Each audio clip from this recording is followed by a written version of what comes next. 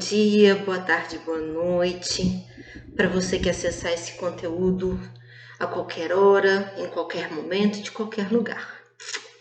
Vou já começar o vídeo de hoje fazendo um aviso. O tema de hoje é cascudo, eu vou expor muita intimidade, eu não tenho papas na língua e eu gosto de falar das coisas rasgando o verbo. Então, se você for uma pessoa muito sensível a respeito do tema sexual, é melhor não ver esse vídeo. Feito esse aviso, hoje a gente vai fazer uma reflexão sobre a minha história desta vida em relação ao tema sexo, e a gente vai passar por diversas nuances de reflexão. Vai ser um vídeo longo, provavelmente, mas que eu acho necessário, né, de ser registrado. Lembrando que eu registro esses vídeos como um diário pessoal, falando da minha vida, da minha experiência pessoal e das reflexões filosóficas e espirituais e comportamentais e de autoconhecimento que eu tirei de tudo que eu vivi até agora. Então, eu queria começar falando sobre a questão do sexo do ponto de vista do tabu. Eu venho de uma família, eu tô com 50 anos hoje, então a minha mãe, as irmãs dela, né, minhas tias, a boa parte das minhas primas, filhas das irmãs mais velhas da minha mãe, é uma família de pessoas mais velhas, né, de mulheres mais velhas, de homens mais velhos. Então, assim, eu tenho um parentesco, uma parentela muito grande, muito vasta, de pessoas mais velhas que eu. E as gerações anteriores à minha, eu sou de 72. Então, todo mundo que é de antes de 1970 vem de uma geração em que o sexo era tabu, em que a questão sexual era demonizada ou romantizada, né? Era meio 880. Ou isso era pecado, era coisa do demônio, ou isso era fruto dos filmes de Hollywood e das novelas da Rede Globo, de romantismos e de historinha do príncipe encantado e da princesinha, a mocinha frágil que encontra o seu herói. Dá vontade de vomitar hoje pensando nisso, mas a gente foi, até a minha geração, ainda foi criada dentro desse contexto. Então, assim, quando a gente era criança, isso aconteceu comigo, aconteceu com várias coleguinhas minhas, né? Quando a gente botava a mão na pererequinha, a mãe vinha e dava tapa na mão, as professoras da escola botavam a gente de castigo, davam palmada na mão da gente, botava a gente ajoelhado no milho. Toda vez que elas pegavam a gente fazendo qualquer coisa, na brincadeira infantil e no processo da descoberta sexual, fazendo qualquer coisa que incitasse a sexualidade, né? E a gente era firmemente punidos com isso. Com todo esse cuidado e com todo esse moralismo, com tudo isso, entre os meus 5 e 8 anos aproximadamente, eu passei por 2 situações de abuso, nas barbas, na cara dos adultos que cuidavam de mim. Ou seja, está provado que toda essa dinâmica moralista em cima do sexo não impede que a gente viva as dimensões do abuso em torno disso, em qualquer idade, em qualquer fase da vida. E a gente vive esses abusos a vida toda. E a gente vai falar um pouquinho dessa dimensão também. Bom, como qualquer pessoa normal, a gente passa por uma fase na vida de descoberta da sexualidade. Inevitavelmente, esse processo é feito entre coleguinhas. Então, é muito normal que na nossa infância a gente brinque de casinha, de médico, de papai e mamãe, com as nossas coleguinhas, os nossos coleguinhos, os nossos priminhos, e em algum momento isso acaba tendo algum tipo de atuação sexualizada. E isso também nenhuma família consegue impedir, nenhum pai e mãe consegue impedir. E aí, essa minha primeira reflexão, ela vai no sentido da educação sexual infantil. Eu não tenho filhos, eu escolhi não ter filhos porque eu nunca quis ser mãe solteira. Então eu sempre vinculei a questão da maternidade como uma consequência vinculada à questão de construir uma relação saudável com algum homem. E eu nunca consegui construir o que eu chamo de uma relação saudável com um homem. Eu tive namoros, relacionamentos, alguns sem sexo e alguns com sexo. Se for fazer uma conta geral, assim, de ficada e de namoro que durou 2 anos, 3 anos, 5 anos, no total eu devo ter tido uns 10, 12 relacionamentos ao longo da minha vida toda. Meu primeiro relacionamento com tudo, pacotão completo, foi aos 17 anos.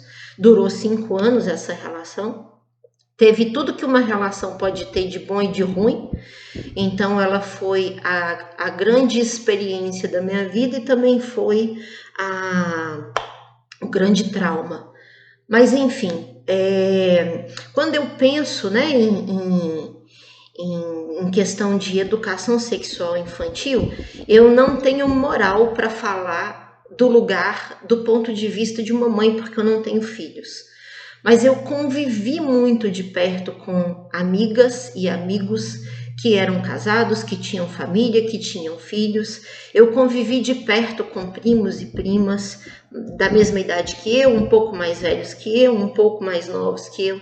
Eu sempre fui muito observadora e muito analítica. Acho que isso é um pouco característica do meu escorpião, do meu signo de escorpiana.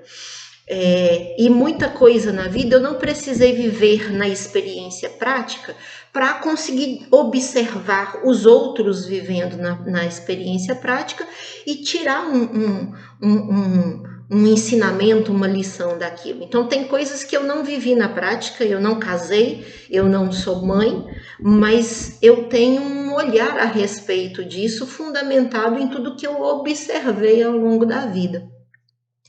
E eu tenho, assim, alguns relatos pontuais que cabem bem aqui. Eu trabalhei uma vez como vendedora numa loja da leitura, lá em Belo Horizonte, num shopping em BH, e eu lembro que eu tinha um senhor que ele era bem mais velho e ele tinha uma filha criancinha. E ele era um cara muito maduro, assim, ele era um cara que tinha uma mentalidade muito madura e muito adulta e muito aberta. E a gente conversava muito. E eu lembro que uma vez ele me contou que ele dividia com a esposa dele os cuidados com a filhinha. A diferença de idade era muito discrepante. Ele já era um senhor de cabelo branco e ele tinha uma filhinha de 4, 5 anos. E ele ajudava nos cuidados dessa criança. E uma vez a gente conversando sobre essa questão da adultização infantil, né, da transformação das crianças em mini adultos e do quanto que isso é prejudicial, do quanto que a criança perde a infância e tal. E aí ele comentou uma coisa comigo assim, que quando ele às vezes levava ela para dar banho, ele, entre outras coisas dos cuidados com essa filha, ele dava banho nela. E ele, com o olhar de pai, muitas vezes colocou ela dentro da banheirinha, para ela ficar ali brincando na água um pouco antes do banho oficial, de lavar mesmo a criança. Ele percebia ela se tocando, né, tocando o órgão genital. E ele, ao invés de ser por ser um homem mais velho, né, a discrepância era assim, era como se ele tivesse idade para ser avô, até bisavô daquela criança. Mas como ele tinha muita maturidade e uma visão de vida muito aberta, ele orientou, ao invés dele punir, dele colocar aquilo no nível do pecaminoso, né? Ele orientou ela que ela só fizesse isso quando ela estivesse sozinha, quando ela estivesse no banho, quando ela estivesse dentro do banheirinho, que ela nunca fizesse isso na presença de outras pessoas, que ela não deixasse outras pessoas fazerem isso por ela.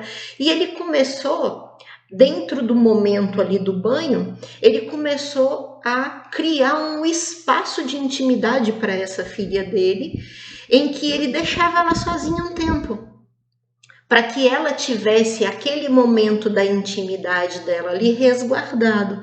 Lógico que ele sentiu um pouco de constrangimento de presenciar essa situação.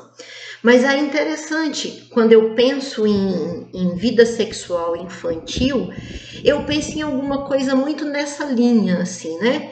Por que não, ao invés da gente punir, da gente bater, da gente xingar, da gente falar que aquilo é uma coisa feia, que não deve ser feito, por que a gente não cria um espaço e orienta essa criança assim? Você tá fazendo uma coisinha aí que tá gostosa, você tá achando legal, tá gostoso, né? Pode fazer, mas tem o jeito certo, o lugar certo, o momento certo para fazer. E seria muito, muito legal se a gente lidasse com a questão da masturbação desde a infância, porque todo mundo passa pelo processo de descoberta sexual através da masturbação e através dos coleguinhas, brincando de casinha, de papai e mamãe, de médico, a gente se toca, a gente toca coleguinhas de outro sexo, a gente toca a gente mesma, a coleguinha, o coleguinha de outro sexo, o coleguinha de mesmo sexo, toca a gente toca eles. Isso é natural. Acontece com as meninas, acontece com os meninos. Todo mundo já viveu essa fase. É muita hipocrisia negar essa dimensão da nossa infância, da nossa existência. A gente vive num corpo que tem desejo, que sente tesão. Então, fica, né, a minha reflexão nesse sentido de que a gente deveria lidar com essa dimensão da descoberta da sexualidade, do órgão genital, do porquê que o meu priminho, o meu irmãozinho, o meu coleguinha da escola tem um negocinho penduradinho para fora e eu tenho um negocinho rachadinho. Essa dinâmica da infância, ela deveria ser tratada pelos adultos com uma consciência e uma maturidade e uma naturalidade maior, para não transformar sexo em trauma e não transformar sexo em tabu nos primeiros momentos da descoberta da existência dessa coisa. Bom, em contrapartida, né, eu tenho esse exemplo de uma pessoa que lidou bem com essa situação, e em contrapartida eu tenho outros exemplos, né, de pessoas que lidaram mal com essa situação, né, de gente que bate, como eu falei um pouquinho antes, né, que bate na mão da criança, que pune a criança de alguma forma, que ensina para a criança que aquilo é feio, que fala com a criança que papai do céu vai castigar se ela ficar pondo a mãozinha ali. Então, assim, são muitos abusos psicológicos cometidos entre pais e filhos nessa fase, porque na sua ignorância de pais, muitas vezes eles acham que fazendo isso estão protegendo essa criança, porque se eles demonizarem o órgão genital da criança, essa criança vai defender esse órgão em qualquer lugar que ela esteja. E o caminho, vamos combinar que não é esse, né? A gente precisa ensinar as nossas crianças a lidar com o corpo delas, a reconhecer o corpo delas, a entender como funciona o corpo delas, a entender o limite do respeito e da liberdade a respeito do corpo delas e do corpo do outro. Então seria interessante, né, que a gente pensasse nessa dimensão da naturalidade, né? Que a gente parasse de tratar sexo no período da infância, no processo da descoberta da sexualidade, que a gente parasse de tratar essas coisas como algo horroroso, ou difícil, ou absurdo, ou complicado. É simples e é natural, né? A gente precisa aprender a lidar com isso. Mas, se a gente não lida bem com isso em nós mesmos enquanto adultos, como que a gente vai ter um senso orientador e educador de naturalidade para repassar para uma criança? Não tem como, né? A gente não lida bem com isso. Eu conheço pessoas adultas que fazem o discurso: a minha vida sexual ativa é assim e é assado. A pessoa transa todo fim de semana com alguém estranho que ela conhece na noite, ela tem 27 anos, ela transa desde os 18 e ela nunca gozou na vida. Como que um ser humano normal pode chamar isso de minha vida sexual ativa? Vamos combinar, né? Enfim. Então, no meu caso, eu nunca fui uma pessoa moralista em relação a essas coisas. Embora eu tenha passado por essa educação repressora em relação à questão do sexo, embora eu tenha tido 2 episódios na infância de abusos de adultos comigo enquanto criança, mas como eles não foram situações agressivas, forçadas, não me machucaram, não houve uma agressividade em torno dos 2 atos, dos 2 fatos que aconteceram, também não houve uma violação física agressiva, eu não fui machucada, eu não fui forçada a nada. Foram 2 episódios muito tranquilos, que eu conto num dos vídeos aí para trás. Então, eu não criei trauma em relação a isso. E eu sempre enxerguei, né, nas mulheres da minha família, essa repressão sexual, esse tabu.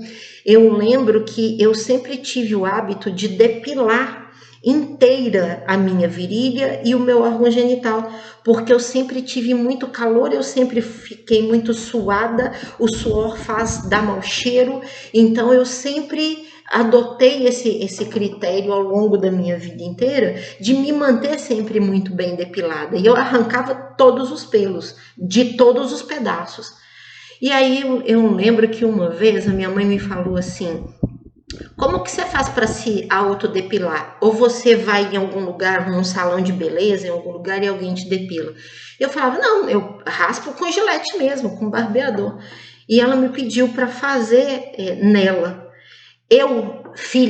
Ela, minha mãe, ela entrou pro banho, eu peguei o barbeador, peguei o sabonete, ajoelhei no chão, de frente para o órgão genital dela, passei o sabonete no órgão genital dela e comecei a raspar. O tabu em torno da questão sexual, ele é tão arraigado e enraizado e é tão pavoroso para a geração das mulheres de gerações anteriores à minha, e para algumas mulheres da minha e para algumas mulheres das que vieram depois da minha. Inacreditavelmente, nos dias de hoje, eu tive contato com pessoas de 20, 25, 18, 19, 30, 35 anos, gente da geração que veio depois da minha, cheias de tabus e de dúvidas e de ressalvas e de questões envolvendo o sexo. A essa altura do século 21, sei lá que século é esse, pleno 2023, e a pessoa ainda tem isso, né? Então, isso ainda é uma questão muito que precisa ser muito falada abertamente, cartas na mesa, olho no olho, rasga o verbo, vão falar de pinto, de perereca, numa boa, não tem nada de errado de falar nisso.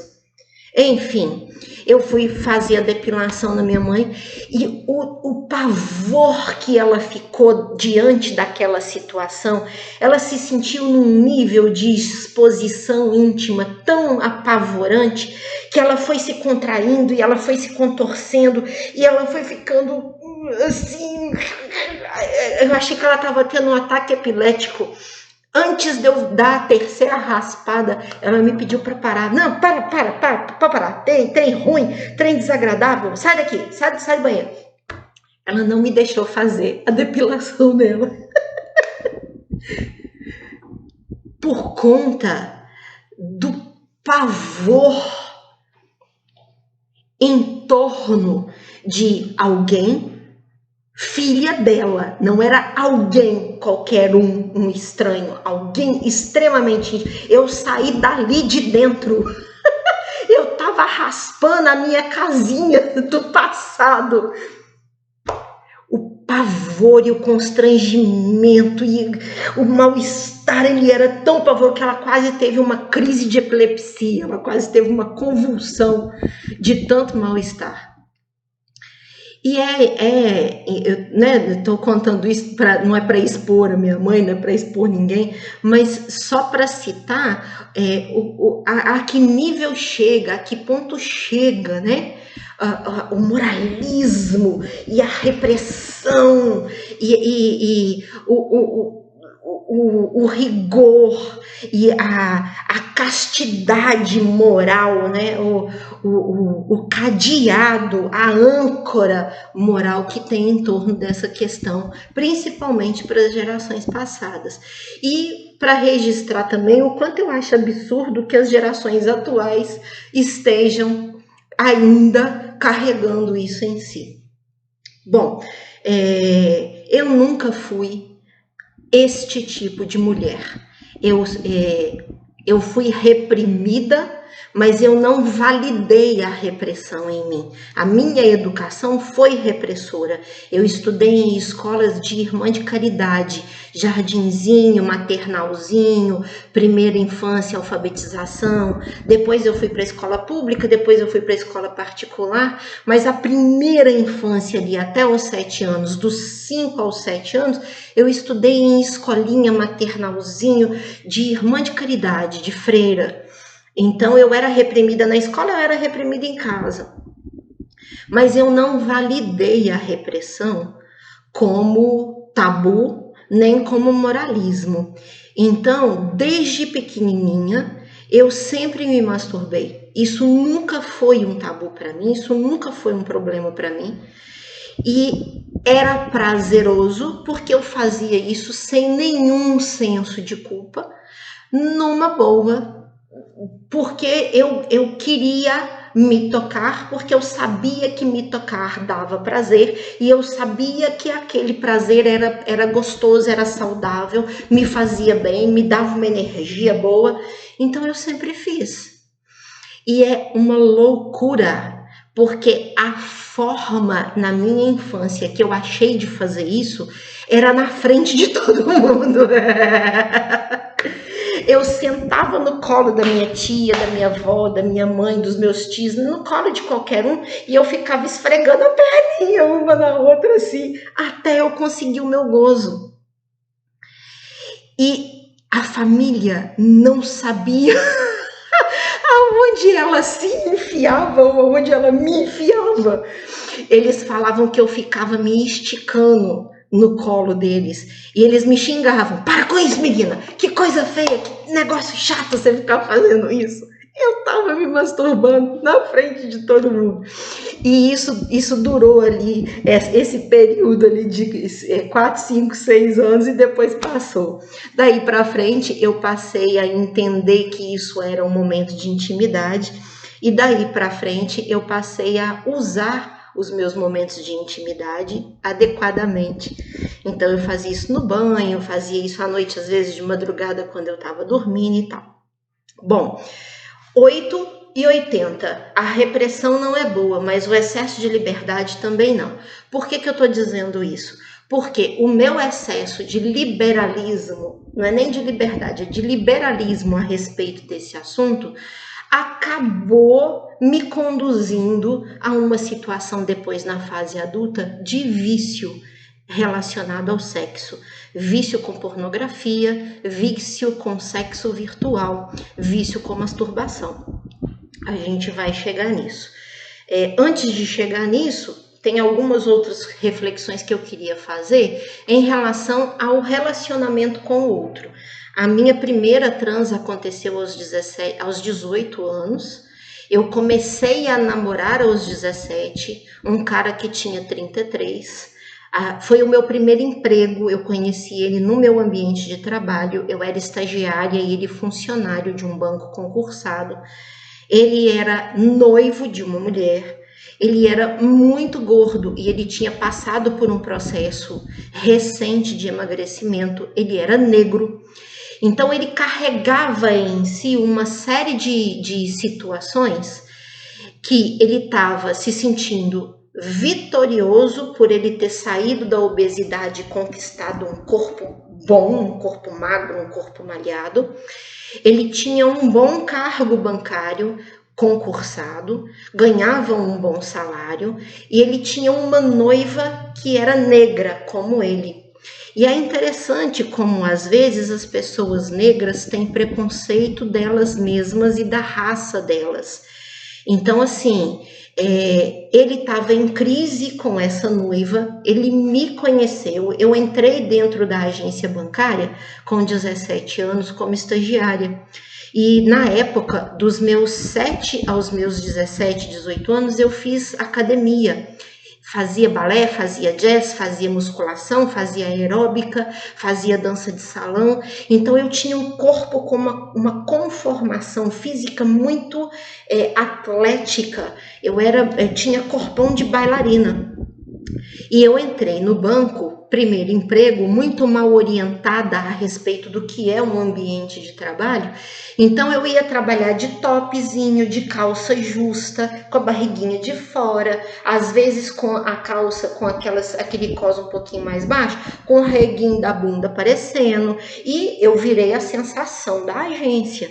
E os caras todos começaram a fazer apostas, quem que ia comer primeiro. E na verdade, como eu era uma pessoa liberal em relação à questão sexual, mas eu nunca tinha tido um relacionamento antes dos meus 17 anos, porque a minha mãe me reprimia demais, me prendia demais, ela me vestia como velha, eu só usava roupa de manga comprida, eu só usava camisão solto largão, só usava calça solta largona. Quando eu comecei a ir trabalhar, eu dei uma reformada no meu guarda-roupa, muito contra a vontade dela, e aí eu comprei algumas roupas que demonstravam mais o corpo que eu tinha. E óbvio que eu tive muito problema com isso dentro desse primeiro emprego, mas eu sempre fui uma pessoa de cabeça boa, porque filha única, no caso da minha mãe, que da parte de pai eu tenho outros irmãos, mas filha única criada por um meio que tinha, às vezes, 10, 12 adultos, irmãos e pais da minha mãe, meus avós, meus tios, em cima de mim. Eu não tive infância, eu fui amadurecida à força muito precocemente. Então eu tinha uma cabeça boa, eu não era uma menina, né, que na minha época todo mundo chamava de galinha, de piranha, que eram as meninas que com 10, 12, 13, 14 anos beijava a boca de todo mundo e transava com todo mundo. Eu não vivi isso. Não é porque eu sou melhor e as outras eram piores. Eu não vivi isso porque a minha mãe não me deixou viver, porque ela me prendia. Quando eu ia em alguma festinha, em alguma balada, em alguma boate, ela ia junto. Ela fazia amizade com os meus amigos para ela poder estar presente e ficar me vigiando. Ou ela não me deixava ir e dizia assim, você quer conviver com seus amigos, você traz eles aqui para dentro de casa. Então, às vezes, eu fazia, tudo era feito na minha casa para que eles pudessem ir para lá, para que eu pudesse ter convívio próximo com eles. Só que eu não ficava com ninguém, eu não beijava a boca de ninguém, eu era bebê, ridículo, bebê até os 17 anos, por conta disso, porque ela me prendia e não me deixava viver essas experiências.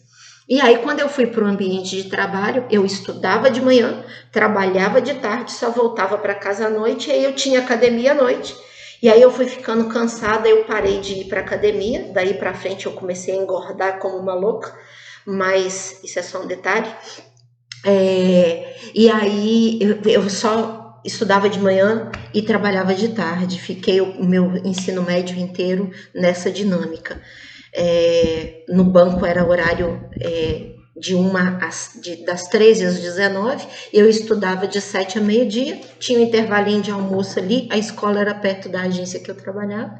Enfim, conheci esse cara e ele estava passando por um processo de querer se premiar, porque ele estava se sentindo vitorioso por ele ter conseguido sair da obesidade, sendo negro, tendo um bom cargo, e ele tinha muito preconceito de si mesmo e muitos traumas consigo mesmo, em função de ser negro, em função de ser pobre, em função de morar na periferia de uma região como é que fala, gente? Metropolitana de Belo Horizonte, uma região chamada Contagem. Então, ele tinha todo esse contexto de traumas. E por conta disso, para ele, arrumar uma namorada novinha, virgem, branca, com um corpo atlético, era o prêmio que ele gostaria de se dar. Conclusão, ele se deu. Porque eu fiquei 1 ano trabalhando nessa agência junto com ele.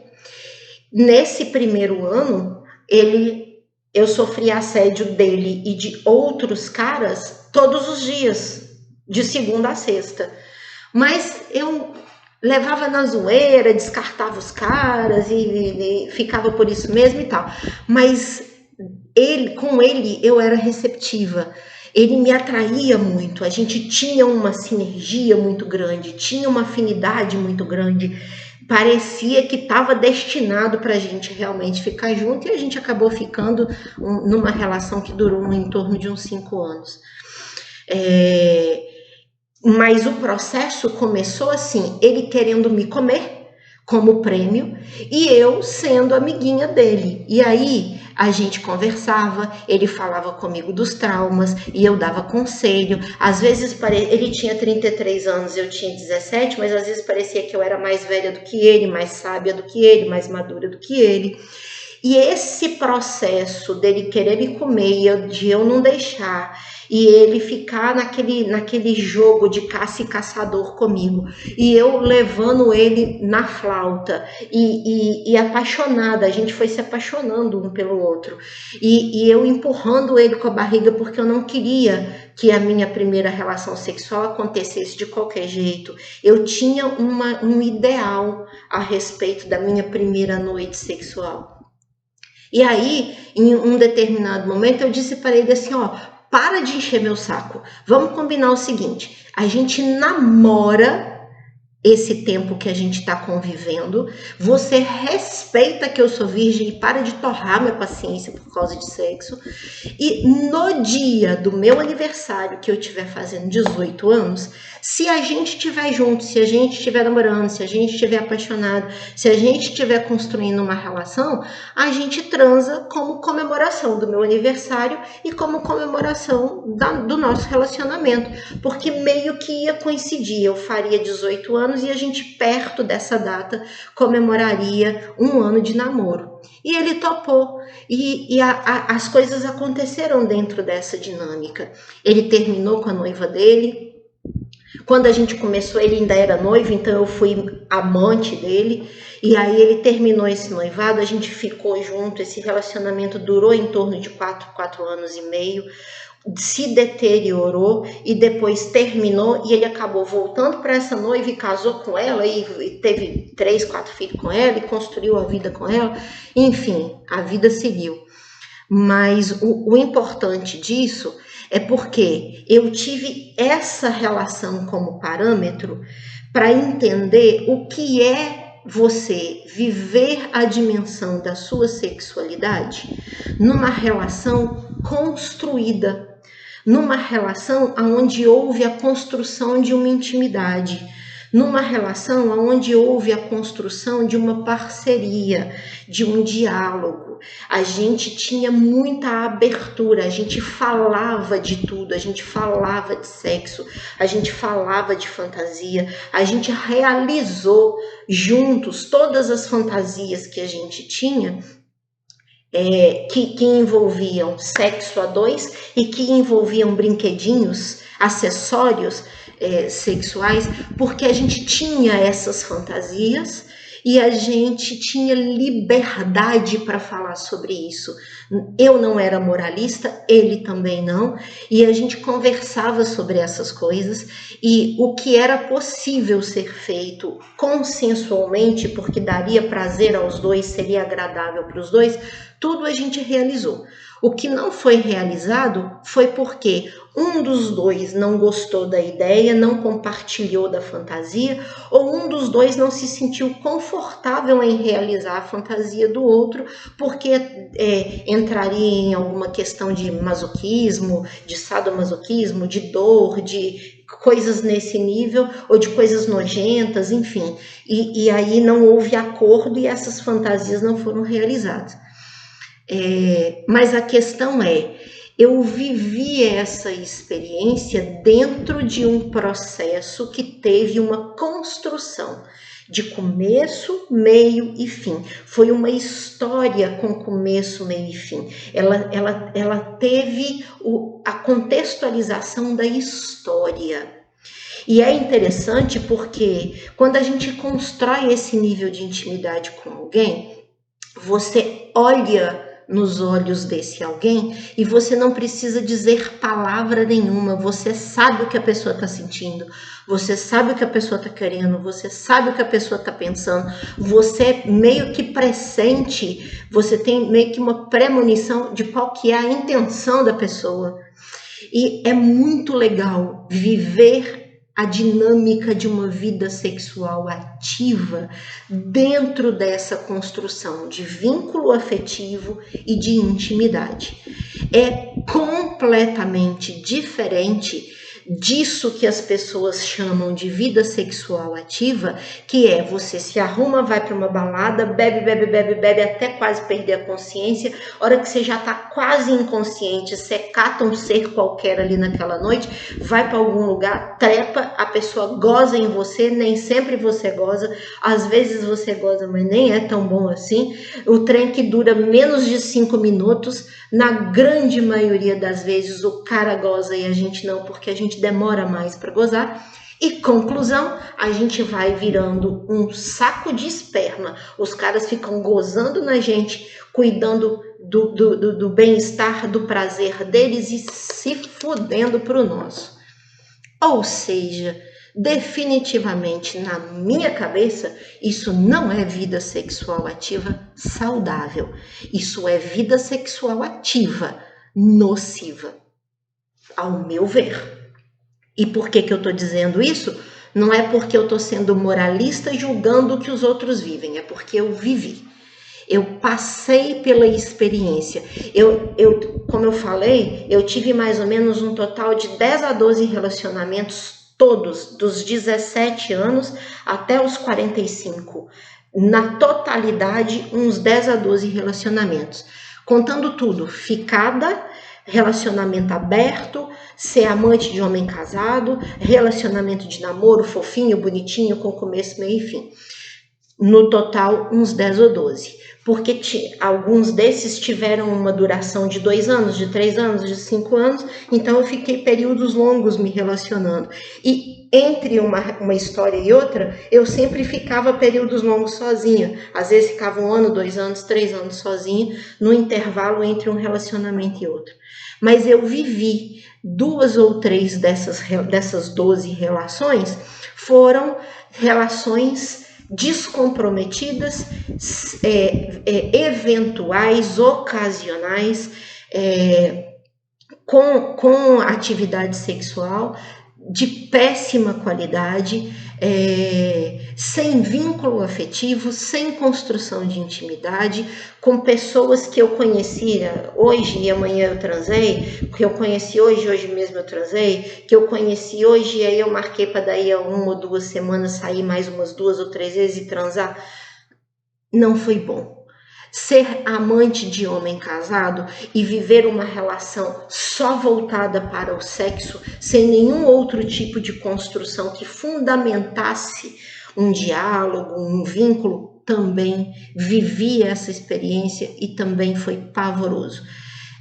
Chega uma hora que a gente começa a perceber que a gente está simplesmente servindo como um saco de esperma.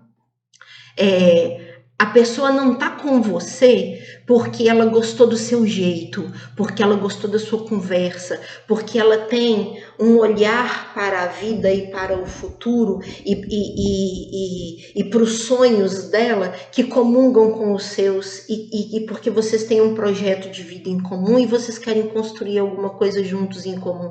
A pessoa está com você só porque ela tem tesão em você e você é carne nova na vida dela. Então, enquanto você for sexualmente uma novidade, essa pessoa tem tesão em você, aí vocês ficam juntos. A hora que aparecer uma outra novidade, você é descartada como se fosse um lixo e a pessoa vai para outra novidade.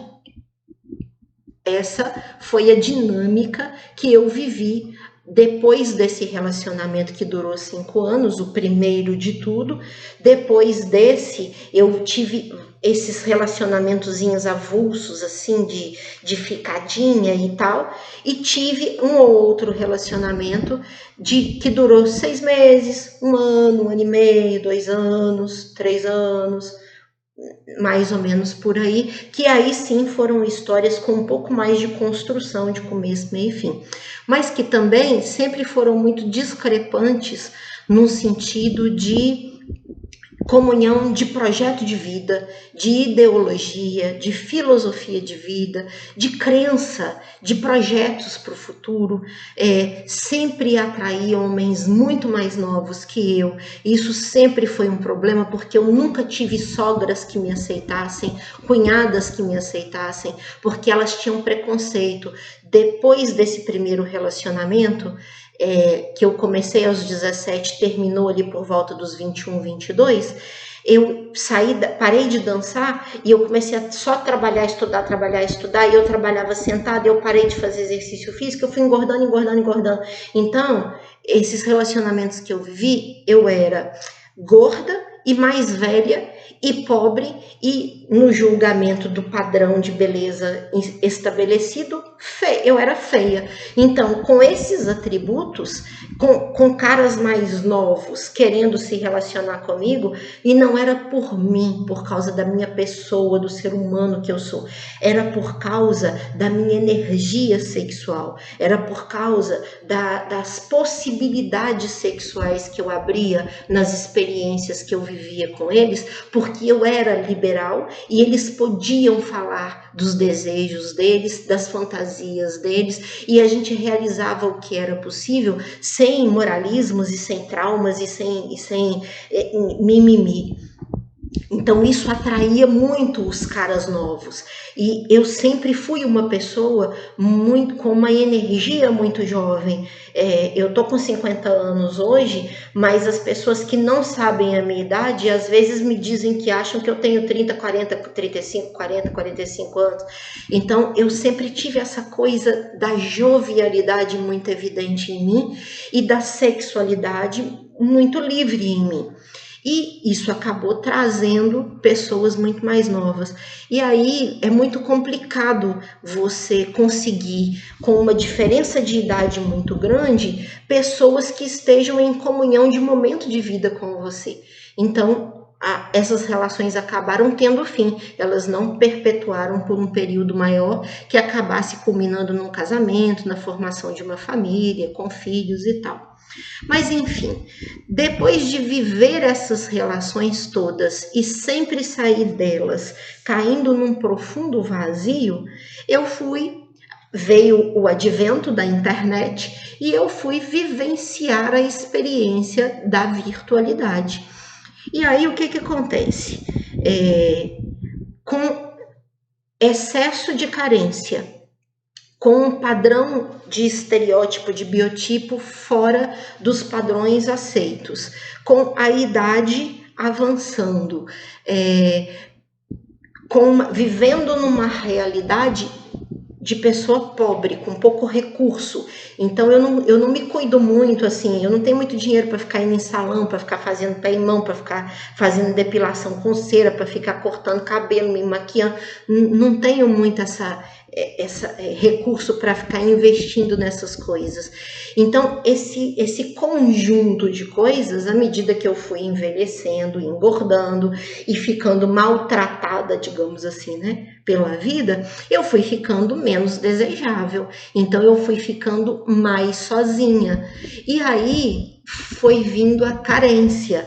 E isso aconteceu no mesmo momento em que veio a internet. E a internet veio com uma facilidade das coisas ligadas a sexo e pornografia declarada. E como eu nunca fui uma pessoa cheia de moralismos, e eu sempre fui uma pessoa curiosa e pesquisadora, e eu sempre fui atrás de saciar as minhas curiosidades através de pesquisas, eu comecei a pesquisar em pornografia todo e qualquer tipo de coisa que me despertasse curiosidade.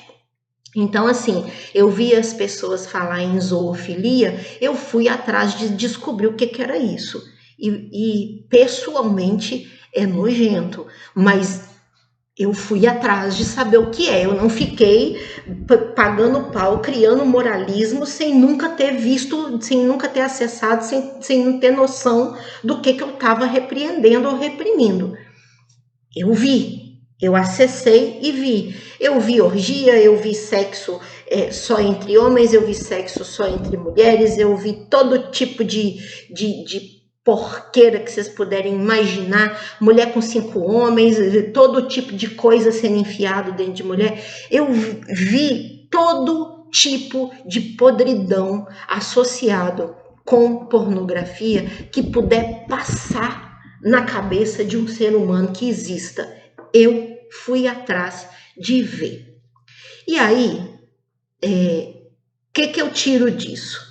Que eu tirei disso, né? Primeiro, eu acabei me viciando nisso, e isso está muito associado com comida e o fato de eu ser gorda. Por quê? Porque comida e sexo são 2 sistemas de compensação emocional, de prazer imediato. Só que o prazer imediato, ele tem curta duração. O sexo, o prazer dele, que é o gozo, dura menos de 30 segundos. A comida, o prazer dele, que é o gozo da saciedade, dura no máximo 2 horas, que é o seu tempo de digestão. Então, para você, quando a gente elege esses 2 prazeres como os nossos sistemas de compensação, a gente tá ferrado na vida, porque a tendência de se viciar é imensa, porque a gente sempre vai querer mais, porque o tempo de duração da saciedade dessas 2 coisas é muito pequenininho. Então, eu precisava comer de hora em hora, de meia em meia hora, de 2 em 2 horas, de 1 em 1 hora, para usar a comida como compensação. Quando eu usava a comida como compensação e eu me sentia culpada porque eu já tô gorda e aí eu ia engordar mais por causa de tudo que eu comi, eu não desenvolvia a bulimia, a anorexia, que normalmente é o caminho que acaba culminando esse tipo de vício da compensação alimentar, do distúrbio alimentar. Você vai para o excesso e depois você pula para o extremo da escassez. Mas no meu caso, o que eu fiz? Eu comecei a revezar a comida com o sexo. E aí eu cheguei no fundo, do fundo, do fundo, do fundo, do fundo, do fundo do poço em relação à questão do vício sexual. De ficar desorientada dentro da minha casa, procurando dentro da casa objetos que parecessem como um pênis para eu enfiar uma camisinha neles e introduzir em mim. Tamanho o absurdo do descontrole, do autoabuso que eu tentava cometer comigo mesma. Nunca cheguei às vias de fato, porque alguma coisa do meu contexto moralizado e do meu contexto espiritual me chamava à sanidade, mas eu cheguei a concretizar a busca, a procura de tentar achar alguma coisa que eu pudesse usar com essa finalidade. Aí, antes de usar, eu me sentia envergonhada diante de mim mesma. Eu não conseguia me olhar no espelho. Eu não conseguia me olhar nos olhos quando eu me via refletida no espelho. E socialmente eu era uma pessoa normal, risonha, alegre, que parecia muito feliz, que estava sempre brincando, sempre fazendo palhaçada, sempre fazendo piadinha, piada consigo mesma, piada de ser gordinha, piada de ser pobre, piada de ser feia, zoeira o tempo todo, e profissional, e cumpria as minhas obrigações e trabalhar. Um ser humano admirável.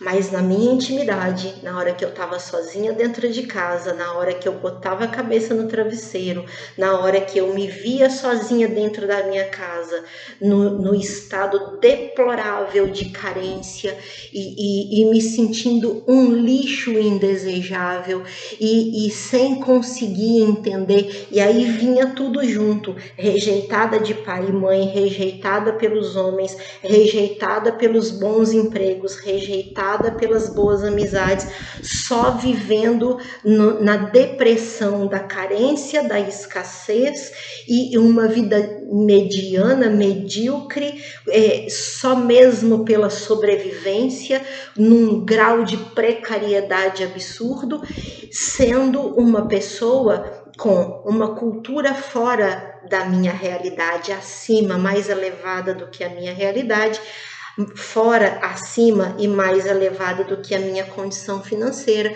gostando de ópera, gostando de balé, gostando de bons shows, de bons espetáculos, gostando de música erudita, gostando de corais, gostando de roupas elegantes, gostando de comidas elegantes. Meu sonho era comer lagosta, era experimentar caviar. A discrepância das minhas carências com a minha realidade era um abismo.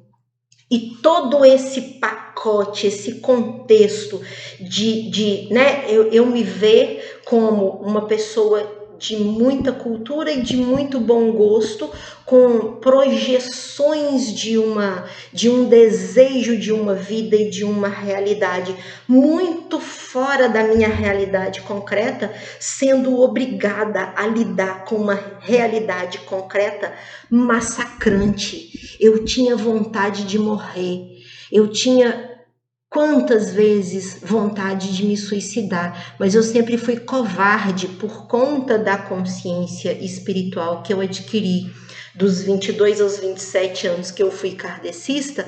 Ficava na minha cabeça, se eu me suicidar, o nível de punições que eu sofreria espiritualmente falando, e aí eu não tinha coragem de me suicidar, aí eu jogava todo esse pacote pavoroso de carência no vício da comida e no vício do sexo.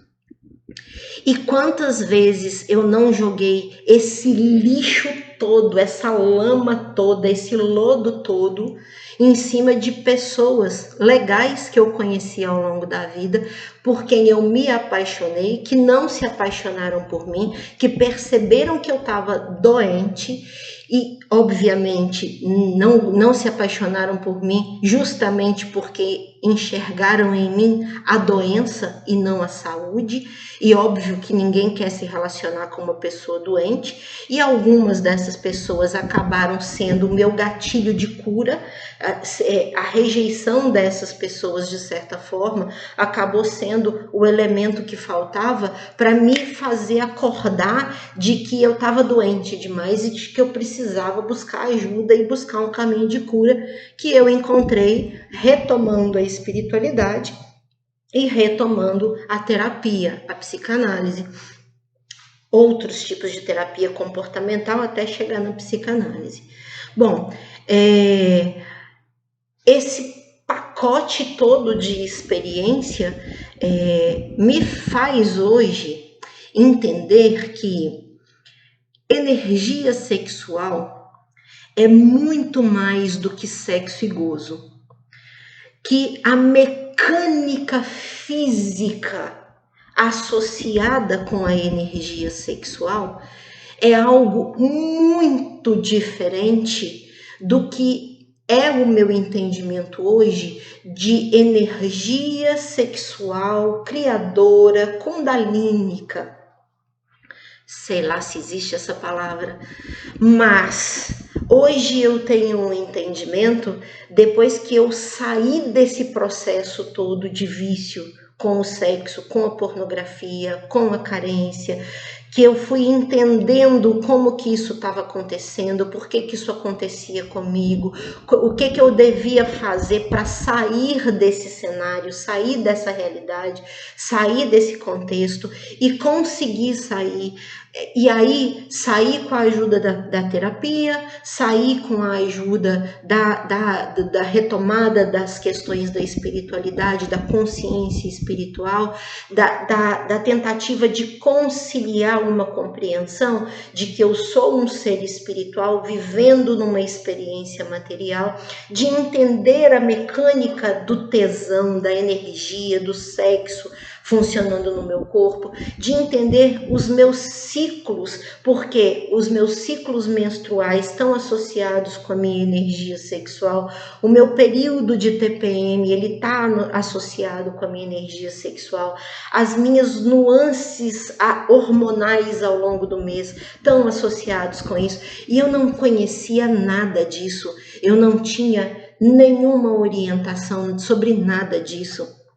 E aí fica muito difícil a gente deter controle, autocontrole, autonomia, autoconhecimento sobre si, sobre a própria genitália, sobre o próprio corpo, sobre a própria masturbação, sobre o prazer numa comunhão sexual com o outro, sobre o que é uma comunhão sexual vivida na construção de uma relação com intimidade, com vínculo afetivo, para poder diferenciar do que é uma vida sexual instintiva, animalesca,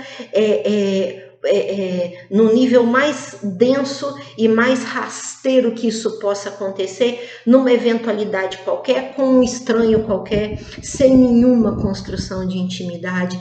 Então, eu fui começando o meu processo de cura dessa situação, desse vício, usando esses elementos da terapia, da espiritualidade, da consciência, da autoeducação, pesquisando sobre esses temas todos, e junto com isso, pela meditação, e junto com isso, eu cheguei em alguns rituais de meditação esotéricos, magísticos, enfim, da linha do ocultismo e tal, que acabou sendo um reforço no processo todo, mas tudo isso culminou no fundo do poço e na saída do fundo do poço para o estado que eu estou hoje, que é imensamente salutar em relação a como eu estava, que eu chamo de um processo de autocura,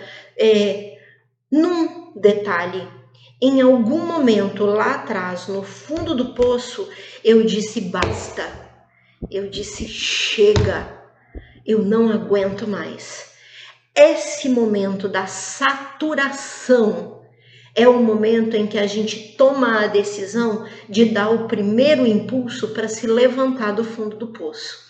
Enquanto a gente não dá esse primeiro impulso e essa primeira atitude, nenhuma pessoa, nenhum recurso, nada, nem ninguém pode nos auxiliar a sair desse processo. Tem uma passagem bíblica, se não me engano, que diz, né, faz a tua parte que eu te ajudo. E é exatamente isso.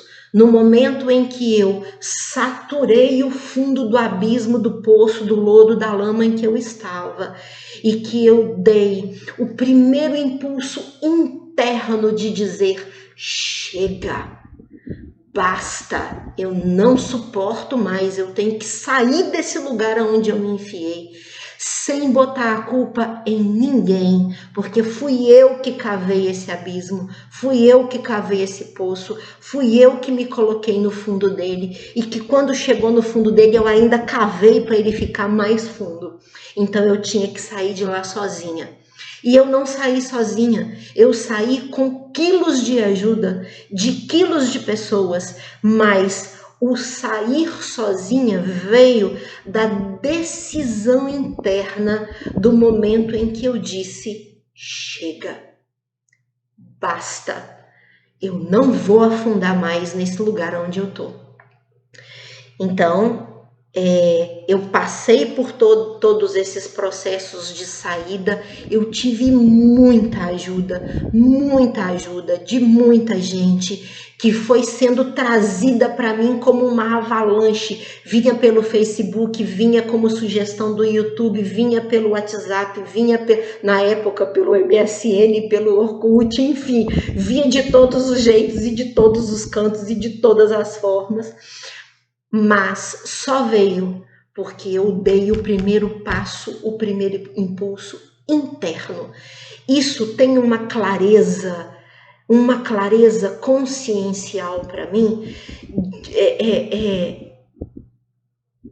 Não tem nem palavra para descrever o quanto eu sei que foi só por causa desse momento de saturação do fundo do poço e da decisão do basta, do chega, que isso que eu fiz sozinha, pela minha força interior, pelo Deus interno que habita em mim e que me impulsionou, isso eu fiz, eu.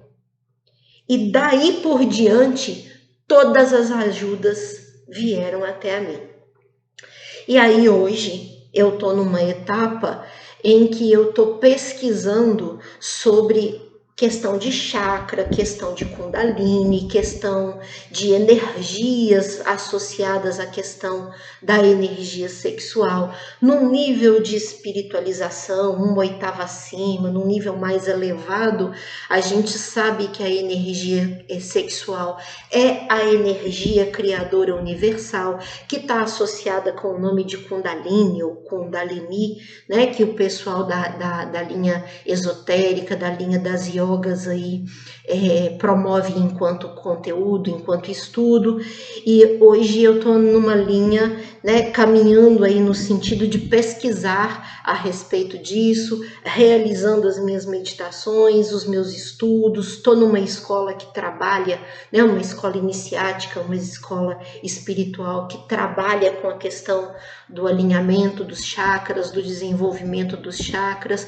Um dos fatores que acontece com esse trabalho de autoconhecimento e de autodespertar e de autodesenvolvimento e de consciência, né, espiritual, de transposição, né, de vida energia para vida consciência.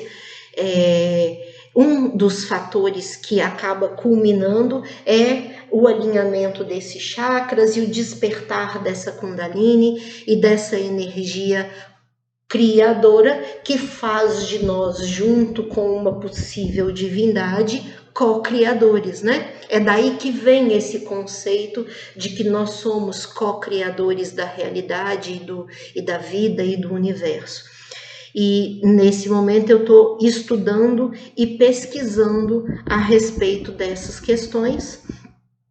A minha demanda sexual física diminuiu imensamente. A percepção que eu tenho é que quanto maior é o meu nível de espiritualização e de consciência do que vem a ser essa energia em níveis mais elevados, em patamares mais elevados, menos eu fico suscetível ao controle instintivo da energia sexual animalesca sobre o meu corpo.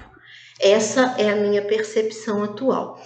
Não significa que eu tenha perdido o desejo, não significa que eu tenha deixado de desejar ou de sentir tesão. eu sinto, os meus períodos de ciclo menstrual, fica muito claro os dias que o meu organismo está propenso a uma procriação, que esse desejo fica mais evidente, fica mais à flor da pele, fica mais no contexto da minha sensualidade, da minha sexualidade, da minha exposição, né, da minha imagem, da minha libido, do meu processo de seduzir o outro, e tendo consciência disso e sabendo que eu não estou dentro de uma relação com uma construção de vínculo afetivo e de intimidade, eu não quero viver isso em nenhum outro nível diferente desse. Então, ou eu sublimo isso, ou eu concretizo isso via masturbação, só que sem a dimensão do vício, sem a dimensão do lixo e da precariedade desse processo, mas como um processo mais consciente de criar um momento, né, no meu banho, na minha intimidade, em que eu vou me amar. Não é uma masturbação genital, o gozo pelo gozo, mas é um ato de amor comigo mesma. Os meses que eu tenho essa necessidade física, eu realizo isso, e os meses que eu não tô com essa vontade de realizar, eu sublimo. Como que sublima? Escrevo uma poesia, canto músicas, danço sozinha igual uma louca aqui dentro de casa, brinco com uma gatinha. Durante a pandemia eu adotei uma gatinha de rua que nos meus dias de folga ela passa o dia aqui comigo, à noite ela volta para a rua. E aí, durante o dia que ela fica aqui comigo, a gente construiu uma relação. Eu aprendi o mies, e aí eu fico miando. É muito engraçado, eu fico miando com ela durante o dia, ela mia, eu respondo miando, e eu dou comidinha para ela, e ela dorme praticamente o dia todo, e aí a gente fica aqui transitando dentro da minha casa juntas, e o contato com ela, eu percebi que também é uma forma de sublimação. Então eu faço muito carinho nela, faço muita massagem nela. Não quer dizer que eu estou praticando zoofilia, não estou sentindo tesão pela gata. Eu estou usando a minha sinestesia para uma troca de carinho com essa gata num nível de tutora e animal cuidado, mas inevitavelmente quando eu faço um cafuné na cabecinha dela, um carinho na barriguinha dela, quando eu acaricio o pelo, eu pego a escovinha e escovo o pelo dela, quando eu dou comida para ela ou aguinha para ela e ela deita de barriguinha para cima assim e pede carinho depois de comer como uma forma de agradecimento, esse contato com esse animal, ele de alguma forma dissipa as minhas energias acumuladas. Eu moro perto de frente para um rio e perto do mar, 3 quarteirões da praia. Então, eu faço caminhada descalço na praia, ou aqui na porta de casa, que a minha rua é na beira do rio, ela é de areia, ela não é asfaltada. Então, o contato é direto com a areia, tem uma parte gramada e uma parte de areia, de terra. Então, eu ando descalço, dentro de casa eu ando descalço, e aí faço as minhas meditações, e tudo isso culmina num estado de equilíbrio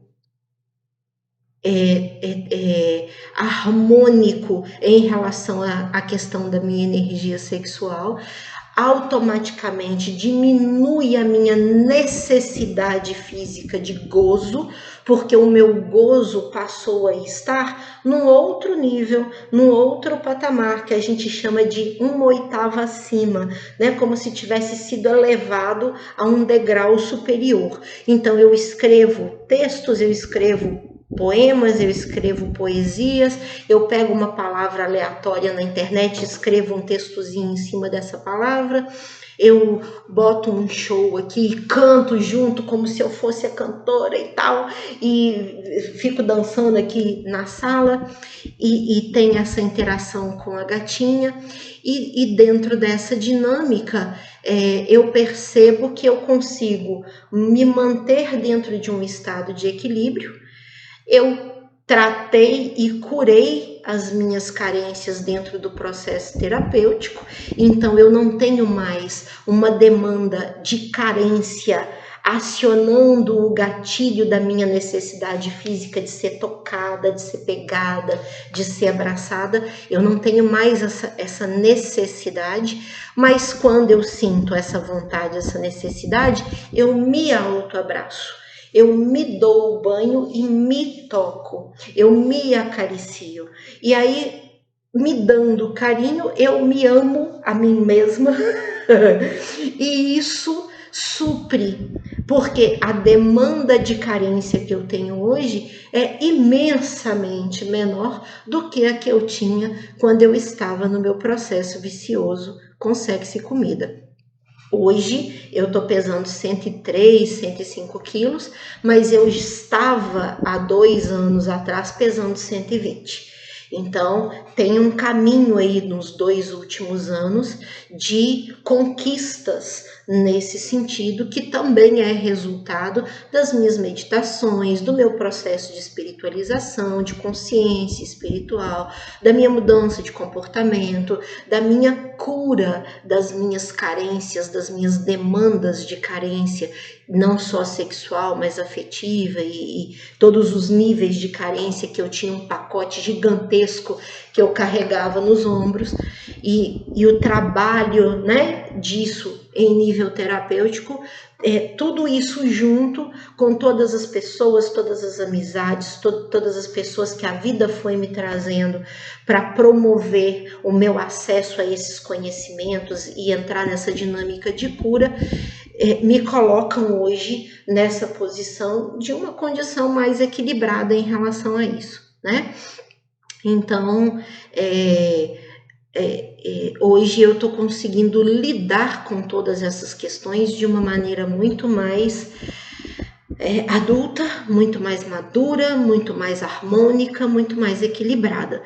Hoje eu deixei de ser uma comedora compulsiva como eu era, ainda sou, mas não mais como eu era. Então, o nível de ansiedade, de compulsividade jogado na comida diminuiu significativamente.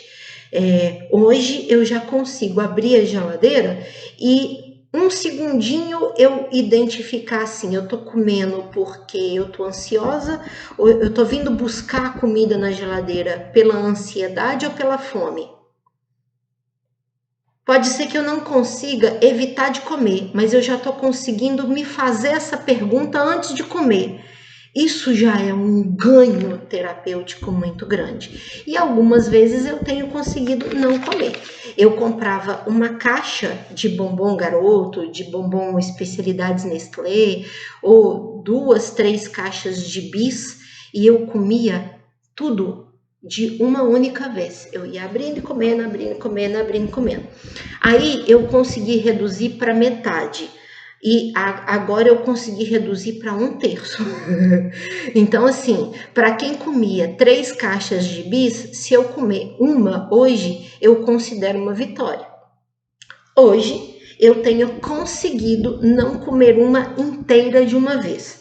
Eu ainda como. Tem dia que o meu estado de estresse, o meu estado de desespero, o meu estado de cansaço ainda é tamanho em relação à minha realidade concreta, que ainda não é adequada, compatível, coerente, sintonizada, ressonante com a pessoa que eu estou me tornando, e isso ainda me causa um estresse muito grande, e eu ainda jogo esse estresse como compensação da comida. No sexo eu não jogo mais. mas na comida ainda jogo. Então, às vezes ainda acontece de eu passar no supermercado depois do trabalho, quando eu tô chegando do trabalho, depois de 24 horas de imersão num ambiente que eu não gosto, num trabalho que eu não gosto, numa função que eu não gosto, numa situação que eu não gosto, tendo que lidar com coisas que eu não gosto, eu compro uma caixinha de bis e como ela inteira a hora que eu chego aqui em casa. Eu ainda faço isso. Mas eu não estou fazendo isso todos os dias, como eu fazia antes. Eu não estou mais comendo 3 caixinhas, eu estou comendo uma só. E isso está acontecendo no muito, 1 ou 2 vezes no mês. Antes eu fazia todos os dias. Então, assim, o processo em relação à comida, ele ainda precisa ser continuado, ainda tem um trabalho grande para fazer, que com o sexo eu já consegui fazer praticamente tudo que eu precisava fazer no meu entendimento. Agora, na dinâmica sexual, o que ainda está faltando é voltar com a cabeça de hoje, a maturidade de hoje, a consciência de hoje, a viver um relacionamento construído. É uma coisa que eu gostaria de viver e que eu ainda não tive a oportunidade de viver neste momento, com a minha atual consciência, a minha atual maturidade, com a minha atual visão de vida. Porque ainda não apareceu ninguém que casasse, né, que ressoasse no meu momento de vida, eu no dele, ele no meu, e que a gente se gostasse, que a gente se interessasse, que a gente, né, tivesse uma sintonia ali, que fosse alguém presencial, porque eu também não quero viver relacionamento virtual, não quero me interessar por ninguém que esteja à distância. O fato de eu conhecer um homem que mora muito longe de mim, de cara já descarta ele como opção. Então, eu só vou me envolver com alguém se for presencialmente. Então, eu precisaria conhecer alguém aqui dentro do meu contexto, da minha realidade. E eu tenho poucas oportunidades disso acontecer na minha vida, porque eu também não tenho muita vida social. Minha vida é muito voltada para o trabalho e para o descanso e para os estudos, né? E aí não tem muita oportunidade de conhecer alguém. Mas é uma coisa que eu ainda gostaria de viver hoje, a dinâmica de uma vida sexual saudável, equilibrada, harmoniosa, com um homem maduro, que tivesse mais ou menos o mesmo nível de consciência, de sintonia, com a ideologia de vida e com a consciência espiritual próxima aí da minha, seria uma experiência muito legal. Mas se isso acontecer, eu vou ficar muito grata e vou fazer a minha parte para que dê certo. Se não acontecer, isso não é uma demanda que eu tô vorazmente buscando e que eu vou ficar frustrada e triste e entrar numa profunda carência e ficar traumatizada e rejeitada se não acontecer. Se acontecer, eu vou achar lindo, maravilhoso e vou fazer tudo que eu puder para dar certo. Se não acontecer, vida que segue. Eu saí da dinâmica da alma gêmea, eu saí da dinâmica da outra metade. Eu não tô caçando ninguém para ser minha metade, porque eu não sou metade. Eu não sou meia mulher, eu não sou meia pessoa, eu não sou meio ser humano, eu sou um ser humano inteiro, né? Então eu queria achar um outro ser humano do sexo masculino que também sabe que é inteiro, para nós dois compartilharmos da nossa inteireza um com o outro. É esse nível de relacionamento que eu ainda gostaria de viver nessa vida, que se acontecer eu vou ficar muito feliz, se não acontecer eu não vou ficar infeliz porque não aconteceu. Essa é a diferença. Antes eu ficava infeliz com tudo que eu gostaria de ter e não tinha, gostaria de viver e não vivia. Enfim, a gente muda o ponto de vista a respeito da vida, porque a gente muda internamente e tudo muda ao nosso redor, né?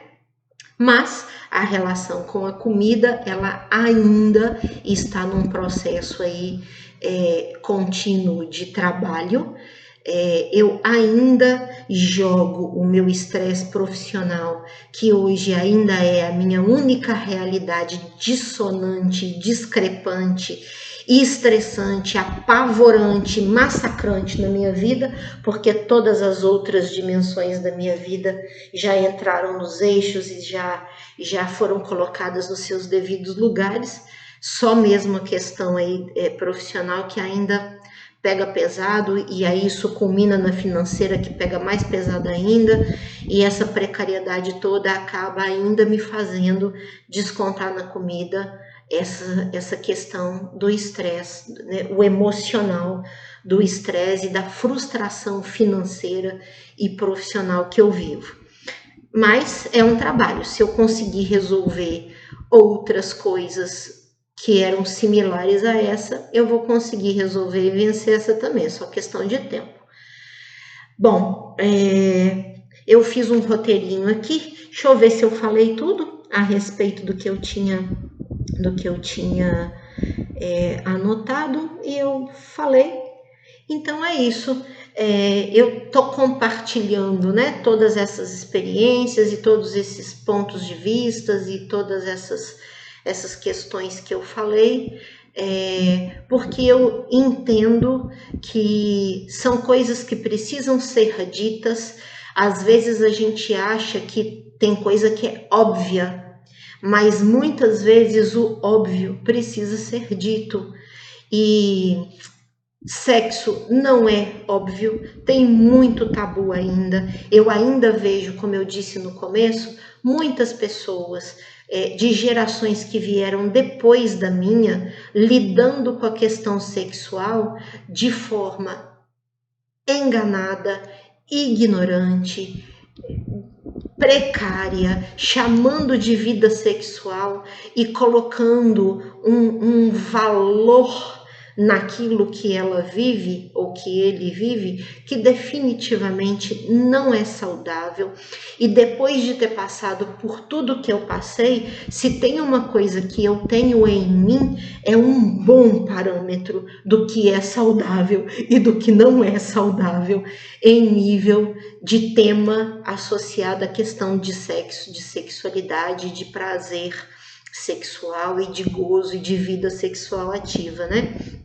Então, eu tô vendo muita gente frustrada, infeliz, ou no caminho do vício, ou no caminho da repressão sexual, gente mais nova que eu, gente que deveria estar usufruindo da liberdade sexual com consciência e com responsabilidade, e que está levando esse tema na própria vida por caminhos piores do que os que eu fiz, ou iguais os que eu fiz, piores do que as mulheres das minhas gerações passadas fizeram. Então, isso prova que esse ainda é um tema que precisa ser muito falado, muito trabalhado, muito esclarecido, assim, do jeito que a gente falou aqui, aberto, às claras, sem meias palavras, porque essa coisa da meia palavra, da analogia, abre para o outro uma compreensão e um entendimento enganoso, e a gente já sofreu demais com enganos a respeito desse tema e dessa história. Quantas mulheres eu conheço que são casadas e que são estupradas pelos maridos sem violência? A mulher tá lá dormindo, o cara acorda de manhã com o pinto duro, aí ele vai, penetra nela, dá 2, 3 metidinhas, goza nela, com ela dormindo. O nome disso é estupro. Estupro sem o contexto violento da força, sem o combate, sem o confronto, mas é estupro. E eu conheço mulher casada que tem um bom casamento, que vive esse tipo de situação, esse tipo de realidade, e que não acha que tenha nada de errado nisso. Acontece que comunhão sexual saudável entre um casal que construiu vínculo afetivo, que construiu intimidade, ele acontece como um momento, um ato, um gesto de prazer mútuo, recíproco, tem que ser para os dois lados. Se uma pessoa me penetra, goza dentro de mim e eu tô dormindo, eu não tô nem participando desse momento, isso não é comunhão sexual saudável. Conheço mulheres, pessoas mais novas que eu, que estão sendo estupradas em relacionamentos sexuais que o cara tem tara por fazer sexo anal.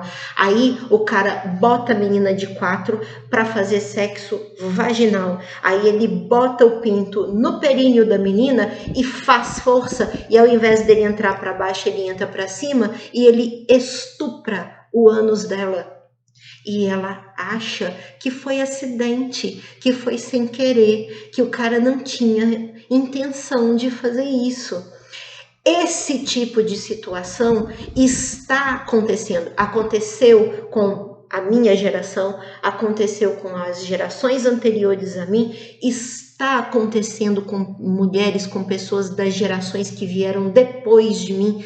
E ninguém fala sobre isso, ninguém conversa sobre isso, todo mundo tem vergonha a essa altura da vida, ano de 2023, século 21, eu espero que seja 21 mesmo, que eu nunca tenho certeza que século que é esse, em plena nova era, e as pessoas estão vivendo este tipo de situação.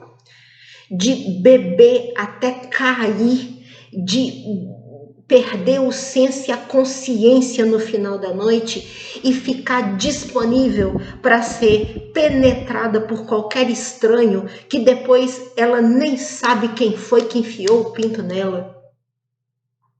Tá cheio de gente vivendo esse tipo de situação pelas noites, pelas baladas, pelos bares, pelas festas, pelas raves por aí.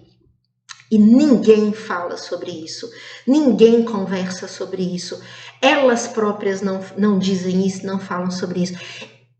E todo mundo fazendo isso e vivendo isso nesse nível e sem proteção nenhuma, sem camisinha. Eu conheço gente que pegou doença sexualmente transmissível, isso virou um câncer no colo do útero.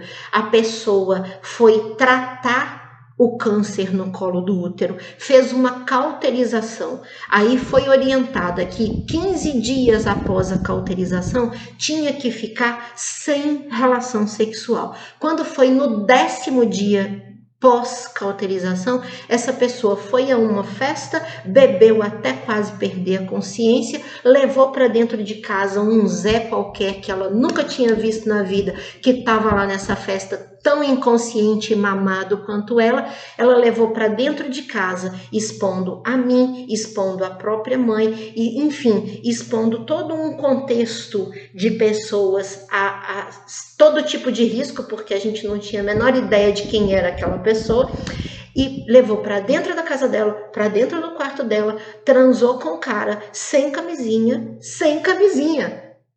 No 10º dia, pós-cauterização de um câncer de útero que ela adquiriu porque ela adquiriu uma doença sexualmente transmissível porque ela transou com algum outro louco por aí estranho, sem camisinha.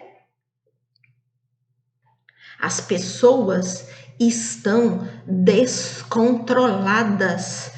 Não existe autocontrole sobre o próprio corpo, sobre o próprio desejo, sobre a própria mente em relação à própria energia sexual, em relação à própria genitália. E as pessoas mais novas que eu, gente que deveria estar vivendo a sexualidade de forma aberta, de forma liberal, com todo o acesso à internet, com todo o acesso ao diálogo, com todo o acesso, deveriam estar vivendo isso no nível mais saudável possível, porque hoje tudo é acessível e tudo é passível de uma conversa sobre esse tema, mas hoje tem pessoas que ainda tem vergonha de falar sobre esses assuntos, com esse nível de abertura e de franqueza e de clareza e de cartas na mesa que a gente está falando aqui agora. Então, a gente precisa rever muito o que a gente entende sobre esse tema e o que a gente faz com esse tema nas nossas próprias vidas. E foi por isso que eu fiz um vídeo de 1h30 falando tudo isso que eu falei. E é isso. Um beijinho no coração para todo mundo, que todo mundo que acessar isso algum dia reflita muito sobre todas as coisas que estão sendo ditas aqui e que de alguma forma isso possa ser um estímulo para que o resultado dessas reflexões gere pessoas mais saudáveis, fisicamente, mentalmente, espiritualmente, a respeito da sua genitália, a respeito da sua energia sexual. Um beijinho no coração e até a próxima!